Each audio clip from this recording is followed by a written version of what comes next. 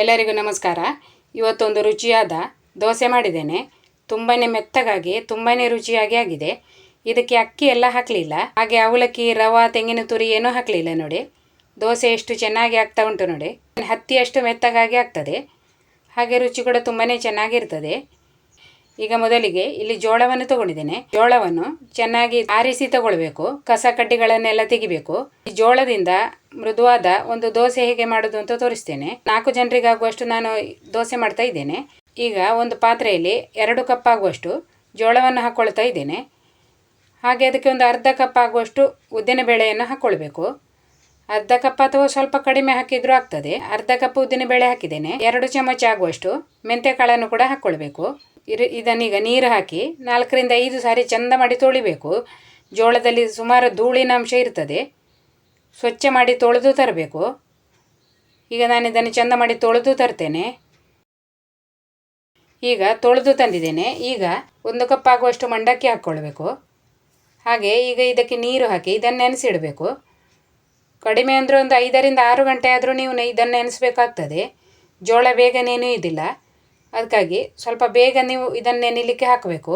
ಈಗ ನಾನು ಇದಕ್ಕೆ ನೀರು ಹಾಕಿದ್ದೇನೆ. ಈಗ ಒಂದು ಮುಚ್ಚಳ ಮುಚ್ಚಿಟ್ಟು ಇದನ್ನು ನೆನೆಯಲಿಕ್ಕೆ ಬಿಡ್ತಾ ಇದ್ದೇನೆ. ಒಂದು 5 ರಿಂದ 6 ಗಂಟೆ ನೆನೆಯಲಿ, ಆಮೇಲೆ ನಾವು ಇದನ್ನು ರುಬ್ಬಿಕೊಳ್ಳುವ.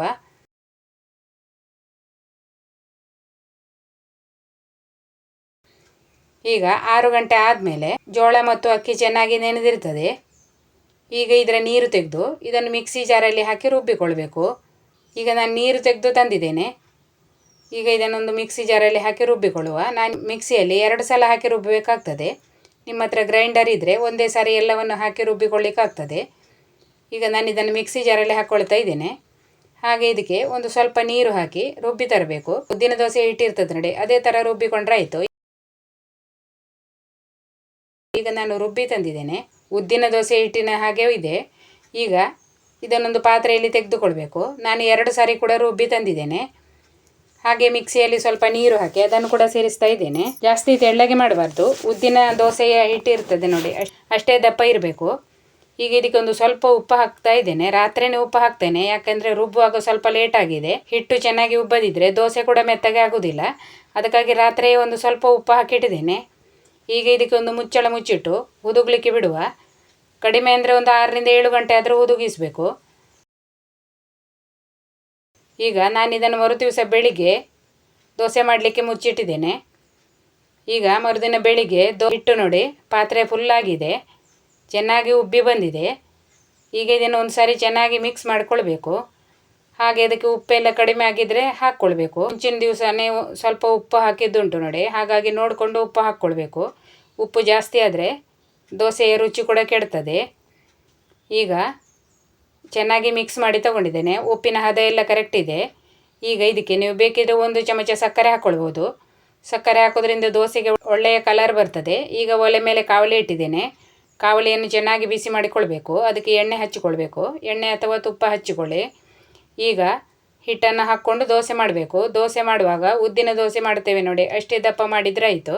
ತೀರಾ ತೆಳ್ಳಗೆ ಮಾಡಲಿಕ್ಕೆ ಹೋದರೆ ಹಿಟ್ಟು ತುಂಬಾ ಉಬ್ಬಿರ್ತದೆಲ್ಲ, ಹಾಗಾಗಿ ದೋಸೆ ತೆಗೆಯುವಾಗ ತುಂಡಾಗ್ತದೆ. ಈಗ ನಾನು ಸ್ವಲ್ಪ ಉದ್ದಿನ ದೋಸೆ ಇರ್ತದೆ ನೋಡಿ, ಅಷ್ಟೇ ದಪ್ಪಕ್ಕೆ ಇದನ್ನು ಸಾರಿಸಿಕೊಂಡಿದ್ದೇನೆ. ಈಗ ಒಂದು ಮುಚ್ಚಳ ಮುಚ್ಚಿಟ್ಟು ಮೀಡಿಯಮ್ ಉರಿಯಲ್ಲಿ ಬೇಯಿಸಬೇಕು. ಒಂದು 2 ನಿಮಿಷ ಬೇಯಿಸುವಾಗ ಚೆನ್ನಾಗಿ ಬೆಂದಿರ್ತದೆ. ಮತ್ತು ಬೇಕಿದ್ದರೆ ನೀವು ಇದನ್ನು ಮಗುಚಿ ಹಾಕಿ ಬೇಯಿಸಿಕೊಂಡ್ರೂ ಆಗ್ತದೆ.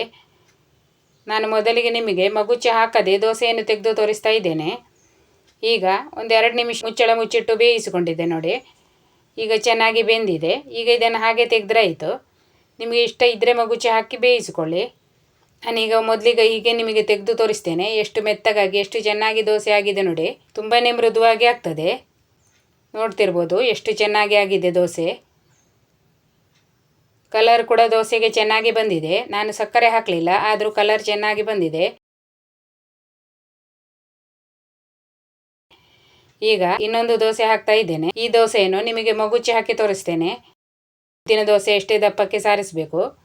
ಮತ್ತು ಮುಚ್ಚಳ ಮುಚ್ಚಿಟ್ಟು ಬೇಯಿಸಿಕೊಳ್ಬೇಕು. ಮುಚ್ಚಳ ತೆಗೆದು ಬೇಕಿದ್ರೆ 1 ಚಮಚ ಎಣ್ಣೆ ಹಾಕ್ಕೊಳ್ಬೋದು.